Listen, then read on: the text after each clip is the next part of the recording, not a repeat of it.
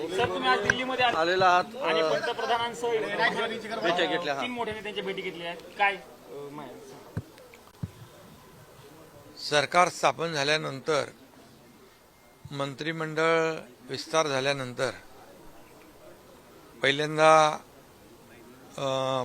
दिल्लीमध्ये मी आदरणीय प्रधानमंत्री मोदी साहेबांची भेट घेतली, सदिच्छा भेट, आणि केंद्रीय गृहमंत्री अमित शाह साहेब आहेत, JP नड्डाजी आणि आणखी किरण रिजिजू यांची भेट घेतली. खरं म्हणजे ही भेट कुठली राजकीय नव्हती, सदिच्छा भेट होती. कारण अतिशय मी आपल्याला अगोदरही म्हणालो होतो की 2.5 वर्षाच्या महायुतीच्या सरकारने केलेल्या कामाची पोचपावती महाराष्ट्रातली जनता देईल आणि तशी पोचपावती महाराष्ट्रातल्या जनतेने दिली. एक दैदिप्यमान असा विजय महाराष्ट्रातल्या जनतेने आम्हाला दिला आणि महायुतीचं सर्वसामान्यांच्या मनातलं सरकार आम्ही पुन्हा एकदा स्थापन केलं. 2.5 वर्षामध्ये आम्ही रखडलेले प्रकल्प आणि कल्याणकारी योजना, लोकाभिमुख सरकार काय असतं हे दाखवलं आणि त्या कामाला लोकांनी मान्यता दिली. आणि मला याचाही आनंद आहे की आदरणीय प्रधानमंत्री मोदीजी यांनी महाराष्ट्रामध्ये निवडणुकीमध्ये देखील किंबहुना राज्यामध्ये जे अनेक प्रकल्प त्याचं लोकार्पण झालं, भूमिपूजन झाली, त्यालाही वेळ दिला. आणि एकंदरीत हे डबल इंजिन सरकार ज्या पद्धतीने काम करत होतं, अनेक योजनांमध्ये केंद्राचा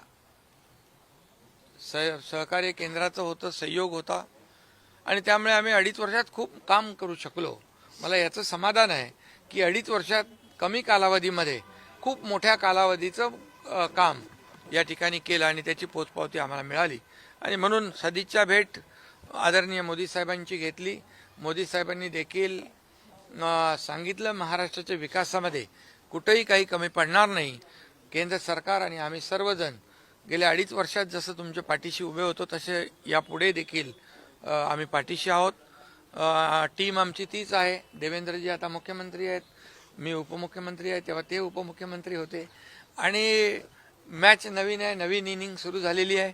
आणि याच्यामध्ये मला काय मिळालं, आम्हाला काय मिळालं यापेक्षा राज्याला काय देणार, आम्ही राज्याचा सर्वांगीण विकास कसा करणार यासाठी आम्ही कार्यरत राहणार आहोत. आणि त्यासाठी केंद्राचं पाठबळ जे आवश्यक आहे ते देण्याचा विश्वास आणि खात्री आज आम्हाला केंद्रीय नेतृत्वाने दिले, याचा आनंद आहे. पुढे भविष्यात देवेंद्रजींच्या नेतृत्वाखाली आम्ही टीम म्हणून या ठिकाणी राज्याला पुढे नेऊ आणि राज्याला लोकाभिमुख करू आणि जी कामं आमची 2.5 वर्षामध्ये आम्ही करू शकलो नाही त्याची पूर्तता करू आणि पूर्णपणे या राज्याचा सर्वांगीण विकास कसा होईल याचा एक रोडमॅप तयार करून हे राज्य 1 नंबरला आहे, ते 1 नंबरला कसं राहील आणि देश जो आहे, आपल्या देशाचं नाव जसं आदरणीय प्रधानमंत्री मोदयांनी जगभरात केलेलं आहे आणि त्यांचंही जे काही विजन आहे की देशाला काय देणार, देशवासियांना काय देणार, देशातल्या प्रत्येक सेक्टरला काय देणार यासाठी आणि देशाचा विकास कसं करणार आणि $5 ट्रिलियन इकॉनॉमी हा गोल जो आहे हा अचीव करण्याचं जे त्यांनी स्वप्न पाहिलेलं आहे, त्यामध्ये $1 ट्रिलियन पेक्षा जास्तीचा गोल महाराष्ट्र अचीव करेल अशा प्रकारची परिस्थिती आहे. कारण महाराष्ट्र एक प्रगत राज्य आहे आणि या महाराष्ट्रामध्ये पोटेन्शियल आहे, खूप मोठ्या प्रमाणावर पोटेन्शियल, आणि त्याचा वापर या महाराष्ट्राच्या विकासासाठी करू, लोकांच्या कल्याणासाठी करू. आणि म्हणूनच केंद्र सरकार आणि या सर्व नेत्यांची आणखी केंद्रातले अनेक नेते आहेत, त्यांची सविस्तरपणे भेट आम्ही घेऊ.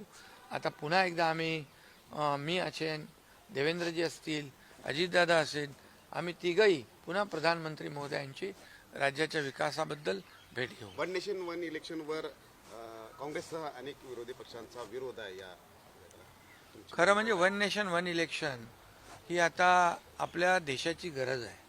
खऱ्या अर्थाने जर आपण पाहिलं तर वेगवेगळ्या निवडणुका, लोकसभेच्या निवडणुका, नंतर विधानसभेच्या निवडणुका, आता लोकसभेची आचारसंहिता झाली, मग विधानसभेच्या निवडणुका झाल्या, त्याला आचारसंहिता लागली, त्याच्यानंतर लोकल बॉडीजचे इलेक्शन, महापालिका, नगरपालिका, जिल्हा परिषद, हे कायम हा इलेक्शन मोडमध्येच आपण राहतो. आणि या इलेक्शन मोडमुळे आचारसंहितेमध्ये डेव्हलपमेंट जे आहे, विकास जो आहे तो थांबतो, ही वस्तुस्थिती आहे. पूर्ण मशिनरी काम करते, मोठ्या प्रमाणावर देशाचा या पब्लिकचा पैसा खर्च होतो. आणि या सगळ्या याच्यामधून आपण प्रत्येक वेळेला प्रत्येक निवडणुकीच्या आचारसंहितेमध्ये या लोकांना जे आपण विकासाची कामं आहेत ती आपल्याला थांबवावी लागतात. आणि म्हणून यासाठी देशाच्या प्रगतीसाठी हा जो विचार मोदीजींनी मांडलेला आहे, याच्यामध्ये देशाचं प्रगती आणि देशाचं हित आहे, देशाचा विकास आहे. आणि म्हणून या वन नेशन वन इलेक्शनमुळे देशाची प्रगती मोठ्या प्रमाणावर होईल, विकास मोठ्या प्रमाणावर होईल. आणि जे काही आपण निवडणुकीच्या या सर्व प्रत्येक निवडणुकीला वेगवेगळ्या प्रकारे खर्च करतो, सरकारी मशिनरी वापरतो, सरकारी खर्च जो होतो आणि इतर पक्षांचा होतो, त्याच्याबद्दल काय मी बोलत नाही. मोदीजीबरोबर तुमची 1 तास बैठक झालेली आहे. नेमकं काय कोणते विषय चर्चेला आलेले आहेत आणि मंत्रालय नाही, यामध्ये सविस्तर बैठक, सविस्तर चर्चा, सकारात्मक चर्चा झाली आणि राज्याच्या हिताची चर्चा झाली, राज्याच्या विकासाची चर्चा झाली. मोदीजी देखील खुश होते की एवढं मोठं मॅन्डेट जनतेने दिलं, कामावर म्हणजे महायुतीने केलेलं काम याचीच पोचपावती दिली, त्यामुळे ते आनंदी होते.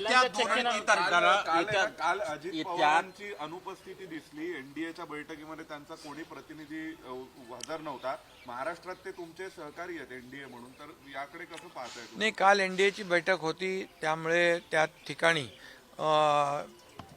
त्यांचे पूर्वनियोजित जे कार्यक्रम होते तेही त्यांनी, आणि सुनील तटकरे मला वाटतं त्यांनी, आणि प्रफुल्ल पटेल यांनी सांगितलेलं आहे.